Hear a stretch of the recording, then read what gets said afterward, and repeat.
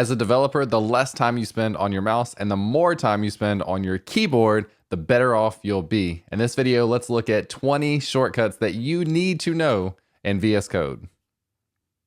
Hey everyone, if you are not familiar with who I am, my name is James Q Quick, and I do web development tutorials on my personal YouTube channel at James Q Quick, as well as the Auth0 YouTube channel, AUTH0. You'll have links to both of those down in the description below.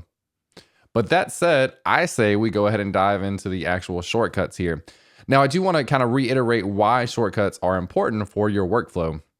And the idea is that if you're taking your hands, you maybe can't see all this interaction, but you take your hands, they're on the keyboard, you move them over to the mouse, you move them back.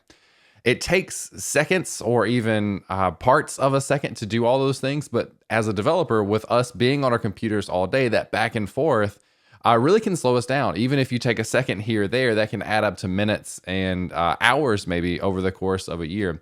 So it's really important with the more experience that you get to keep your hands on your computer, because you can be incredibly powerful with just using shortcuts. If you have any developers out there that are using Vim, a lot of them use Vim because you can do everything from the keyboard. It's really, really hard to learn. It's really tedious and it takes a long time to master, but it can be really beneficial for that exact same reason. So that is the why you want to keep your hands on the keyboard, and we'll just go ahead and dive into all of these 20 extensions in Visual Studio Code. All right, so I've got open the code for my personal James Q Quick site, and the code is not really important. It's just something to be able to show off these shortcuts with. So the first couple of shortcuts I'm going to show you are for really optimizing the space in your editor. So shortcut number one is to toggle your sidebar. So the sidebar over here, if you open it, shows a lot of useful information. One is the Explorer, where you can see all of your files, something you probably want to see fairly often. But when you don't want to see it, you don't necessarily need to come and click this thing up in the top left. What you can do is use the shortcut of Command B. And I will list the shortcuts on Mac, which is Command and then something. You can translate that to Control and something on Windows. So in this case, the sidebar, toggling it open and close, is Command B on Mac and then Control B on Windows. Shortcut number two is to toggle something else, and that is your built-in terminal. So I use the built-in terminal in VS Code a lot. I can go in here, look at my files, I can run my servers, I can do whatever I want. I use the built-in terminal all the time in VS Code, but what I do is I toggle it away when I don't need it. So this is actually Control tilde on both Mac and Windows. So Control tilde will open and close or toggle open the built-in terminal in VS Code, again, to give you more space to actually see and write your code. Number three is how to get to your user settings. So you can come down to this cogwheel and you can click the settings bar here, and then you can see all of these settings in VS Code, which settings in VS Code are amazing, by the way, but you can do this one step simpler with doing Command, comma, or Control, comma on Windows, and going ahead and opening that up directly, and then I can come in and change whatever I want to. One of the cool things about VS Code is when you change anything in here, it takes place almost immediately. So as I change this zoom to 4, it zooms in. I probably don't want that, but these things take effect really quickly. So being able to get to your settings really quickly using the Command, comma, or Control, comma shortcut can be really useful. Number four now is going to be how to quick open files. So if I wanted to open a file, I could come over to the File Explorer and I could look for blog.js and I can click and open it. But I never do that in the real world. I never do this in my day-to-day stuff. What I do is something called Quick Open. So this is Command P on Mac or Control P on Windows. And what it does, it opens a list of my files. It then gives me the ability to search through my files. So if I wanted my courses page, I could type in courses and then press enter. It will open that file for me, all staying on the keyboard. I can open any of the files that I need. As a developer, I usually know the name of the file I'm looking for, so I can just type it in. If you don't know the name, that would be maybe the one use case to come over and actually click on a file from within the Explorer. Other than that, I always use the quick open with Command P or Control P on Windows. Number five now is the ability to toggle through or tab through the files that you have open. So notice I've got 5 files here. If I wanted to go to newsletter, for example, I could come up and click or contact form. But what I do is I use Control and Tab to tab through these things. Similar to how Command Tab on a Mac will let you toggle through applications, Control Tab will let you toggle through your different files that you have open. So this way, if I want to go from courses to newsletter, I just Control tab twice, and I'm to newsletter. And I know that the last file I did was courses, so now I know it's one tab away. It takes a little bit to get used to this, but I almost never go up and actually click a file. I almost always use my toggle through with Control tab. And if you add Shift into that, so Control Shift tab, you can toggle backwards. So you can go forwards and backwards to be able to get to whatever file that you want, which is already open. Number 6 now is how to take a file and put it in a separate pane or into the split editor.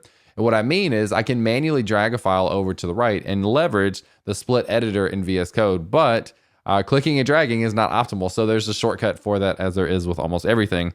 And that is the Command or Control and backslash, and that will automatically take that file over to the separate pane. The one thing I wish happened is that the original file would close, because if I take it to one side, I probably don't need it on both, but it works really well. The split editor is really cool. You can customize this grid in any way that you want to. You can do an actual like grid by dragging something to the bottom here. If I grab the file itself and drag to the bottom, then I get this kind of grid, and you can customize that in any way that you want. It's really, really cool. So to bring one of your files to another pane is Command or Control, and then your backslash. All right, next up is the ability to close files. I never come up and click the X in here. I use Command W or Control W. So Command W will just close that file really quick and easy, and I never have to touch the mouse to do it. So I open files with quick open with Command P or Control P, and then I close them with Command W or Control W. All right, number 8 here is search and replace inside of a file. So if I want to search for the and keyword, I can select it, and then I can use Command F to be able to open up the search and replace. I could jump through these searches now that I have it open, or I could add a replace and do that. So what I do is I will select a word, and let me get rid of this to show you how it works. I would select a word, and instead of doing Command F, I have set up to do Command H, which will go ahead and trigger the replace. What this means is Command H will populate the search field with what I had selected, the and then it will automatically take me to replace, where I can do this. And then from there, the shortcut to go ahead and do all the replacements is Command and Enter or Control and Enter. So in this case, I can go ahead and do all those replacements with just 2 shortcuts, one to open up the search and replace, and the other to actually do all of the search and replaces. These are really powerful once you learn how to work with them and kind of put them together for searching and replacing inside of a file. And that leads to number 9, which is to do global search and replace. So very similar here. If I select the word and, let's get rid of this one. If I select the word and then do Command Shift or Control Shift F, that will do a global search, and you have the ability to do your global replace as well. For me, it is Command Shift H will do that global replace. Go ahead and take me down here. And you can see all these changes. You can open them to see what it's going to look like, and then you can change them here. So you have the ability to search and replace in a file as well as globally inside of the directory that you have open. Number 10 here is a very special one, and it is kind of the source of all truth, or the ultimate command, the command to rule them all, and that is the command palette. So command palette is Command Shift P, and what you can do from here is run any command that you want to. So if I wanted to close the sidebar, I could run that command from here instead of using the shortcut. So if you ever forget what a shortcut is, or if you ever forget exactly what a command is, you can open up the command palette. You can start to search it if I was something with GitHub, and then you can go down and run that specific command. This is your fail-safe. If you ever forget, if you ever need some assistance, open the command palette and try to search for what you're looking for. Most likely you'll be able to find it, and then you can run that command from right there. All right, now let's get into some shortcuts with navigating or working with your actual code. So I'm going to come up here, and this is going to be number 11 here, is to comment your lines or to toggle comment your line. So I'm on this line here, and Command L or Control, or not L, slash, Command slash or Control slash will toggle comment this line. So not only can it do it for one line, if I select multiple lines, so I select both of these, it will work on both of them as well. Now, the last thing I think that's really cool about this is I'm inside of React world here, JSX. If you're not familiar with that, that's okay. But commenting in JSX is a little different than regular JavaScript comments. But VS Code already knows that it's doing the specific type of comment that works for JSX. This is so cool to me that VS Code has this awareness to toggle the comment in the appropriate way for the given piece of code that you're working on within a given file. Number 12 now is some tips on how to navigate your text.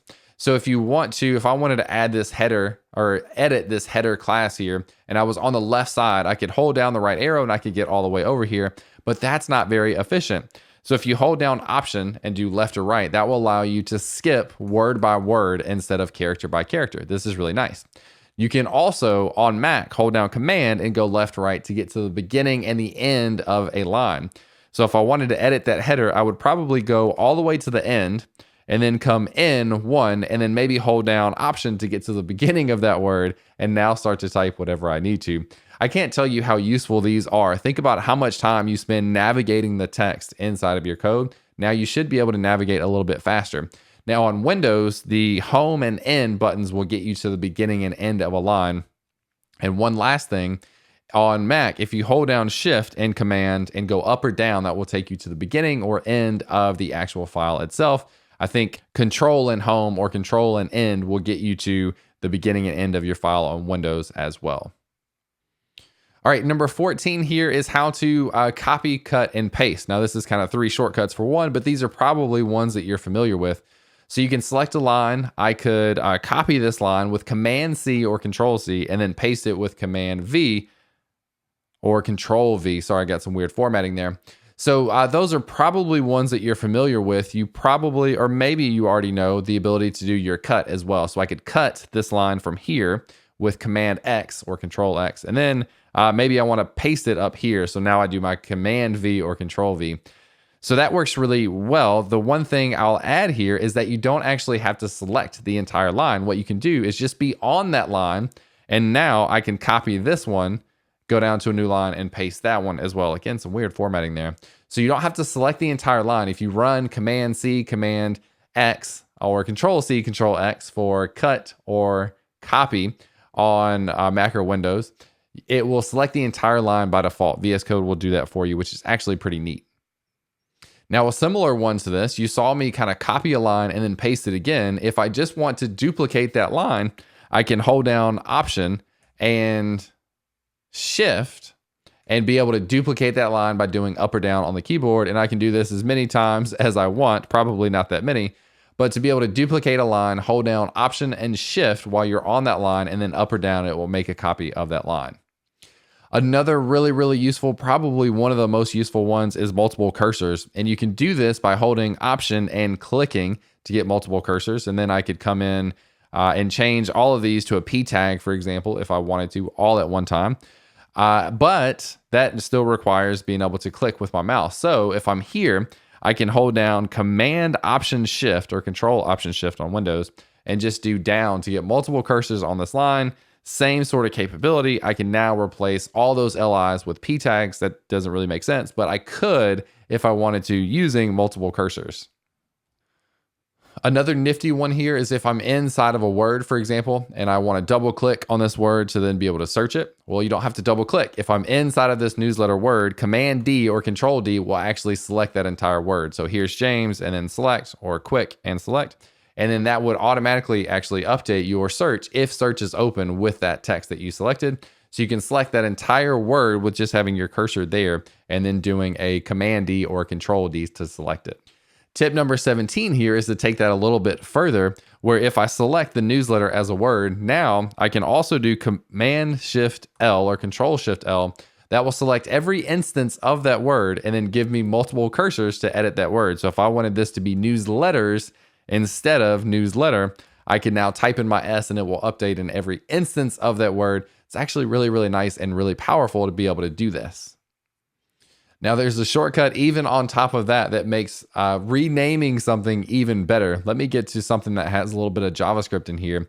So you see I have my error message property here. So if I wanted to rename error message in every location that it's used, I could do the trick that I just showed you, but I could also click on this word and then do function 2, so F2. This is the rename symbol. Allow me to rename this variable in every place. So I could type in error message. and it's going to now replace that everywhere that it's referenced. Now, VS Code did a little bit of intelligent stuff here where it knows that this thing is actually error message, so it actually renamed it here instead of just like replacing the name, if that makes sense. But it did the equivalent of exactly what we want, where it's going to be now error message down here instead of ERR message. So it did that global, or not global, but inside of my file, it updated the name of that variable in an intelligent way so that now I could reference it that way through the rest of my code. All right, 18 is to be able to jump to a function definition. So if you see my handle submit function here, this thing is referenced all the way down in the on submit. And if I wanted from here to go and look at that function, I'd have to scroll all the way up. But you can hold down command and then click to get to that function definition. You can do this with any sort of function that VS Code knows about to be able to go and see the actual function definition, look through it, see what it does, anything that you need. Command and click will take you right there. All right, number 20 here is our final shortcut, and I wanted to leave you with a little bit of Zen in your VS Code development. So this is the Zen Mode shortcut to take you into Zen Mode, where it will get rid of all distractions inside of your VS Code editor. And what this is Command K and then Z. So Command K and then Z will take you into Zen Mode. It's a little weird. You do Command K or Control K on Windows.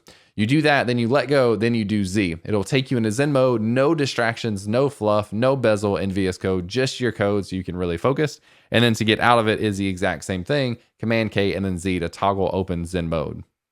All right, so those were my top 20 favorite shortcuts that I use in VS Code every single day. I'm curious if you think we missed some. Let us know in the comments below. What are your favorite shortcuts that we might have missed? Thanks as always for checking out the video. If you enjoyed it, make sure to give a like, subscribe to the channel, all that stuff on typical YouTube videos. Thanks again for checking it out, and I will see you later.